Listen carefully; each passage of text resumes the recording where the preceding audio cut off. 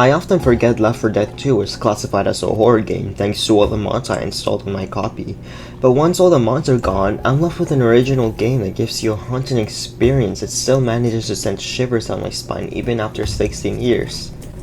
Previously, I briefly touched on how the game builds tension and fear, but there's so much more than what I previously talked about, and if you didn't see that last video, I'll have the icon up here in the corner if you want to watch it, but don't feel pressured to if you don't want to. You don't need to watch that video to understand this one. Also, thank you guys so much for the support that you guys gave me on last week's video. It really means a lot seeing how many views came in, and it motivates me to keep making things for you guys. Each special infected has its own musical cue that plays when it spawns, alerting players of their presence and putting them on high alert whenever it plays, especially the Witch's Cry or the tank theme, as these are the two most dangerous special infected. All the sound cues are unsettling and match the abilities of the special infected, adding to the mood of the game.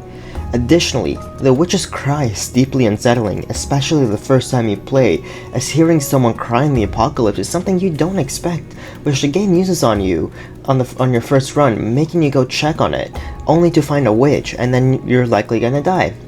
On later runs, it still manages to creep you out due to the risk involved in engaging a witch, so it leads to extra caution. The tank theme is a perfect example of dread. The first 15 seconds open with an intro that signals incoming danger, as that specific chord remains in use throughout the song, as more and more instruments join in, first the strings and then the vocals, which really just signal the impending doom.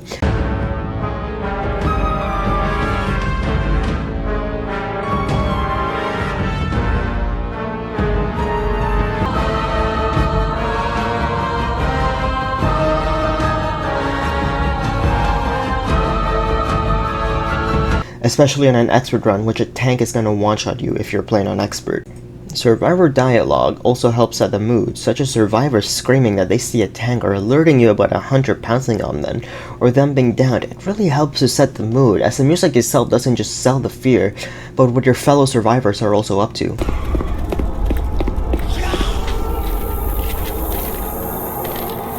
Smoke around these parts. Another great way the game builds fear and sets a dreadful mood is the story of the campaigns that is told through the environment.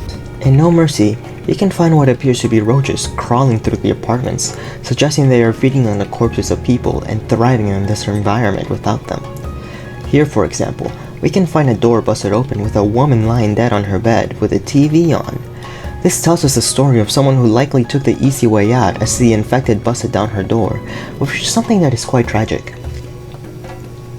As you go through the apartment lobby, you can find a toppled vending machine, waste bags, and a crashed vehicle. Electricity is still here in Fairfield, but the water isn't running.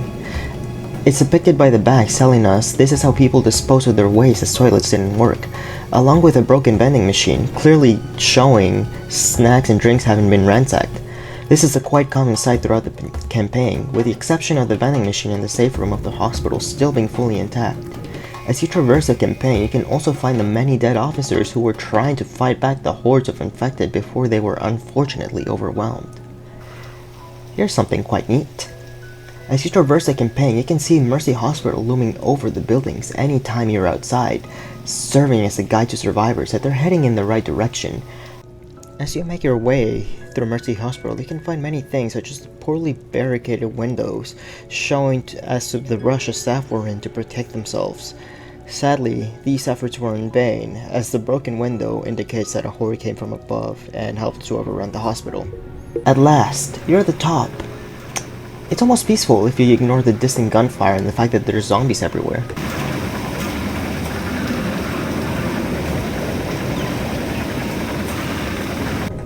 Here in Dead Air, you can find food that our group was eating in the greenhouse.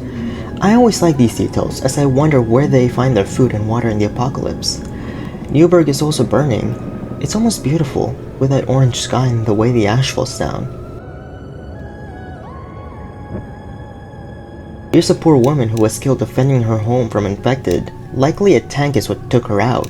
They were also clearly starving, as is evident as their desperate call on the roof to get food. There's quite a few lights here throughout the campaign. I wonder if someone's holding out, scared for their lives as they barricade themselves in. Or maybe it's just light left from an empty room. We'll never know. Here's dog food. I wonder if it was eaten by people, or maybe someone's pet. The fate of pigs in this world also intrigues me, as likely considering these infected are pretty aggressive to anything with a pulse. There's a pile of infected here in the playground. Nice to see if they were trying to have a little bit of fun here. The owner of this house was defending herself from a horde of infected before she sadly succumbed to her injuries. The witch crying in the sugar fields is something that always freaks me out. You can't see them. What if you run into one by accident? They are the wintering witch after all, which makes them far more dangerous.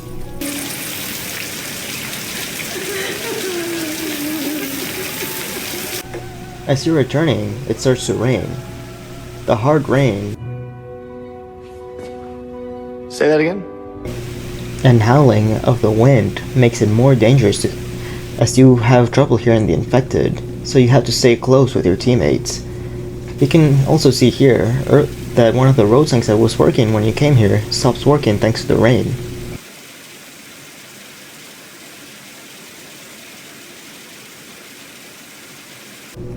I think we all know what liminal spaces are by now, so I'm not gonna waste your time or insult your intelligence because I love you guys and I would never do that to you. One of the things that really just freaks me out is the absence of people, you know, like neighborhoods, malls, hospitals, places that were once teeming with life. They're now devoid of it. They're just now filled with infected. It's quite sad to see the effects of the green flu here. Safe rooms also function as the eye of the storm in a sense. It's a quick place to take a breather, heal, resupply before having to face more infected. It's also a good opportunity to read some messages by other survivors, some which are just downright heartbreaking.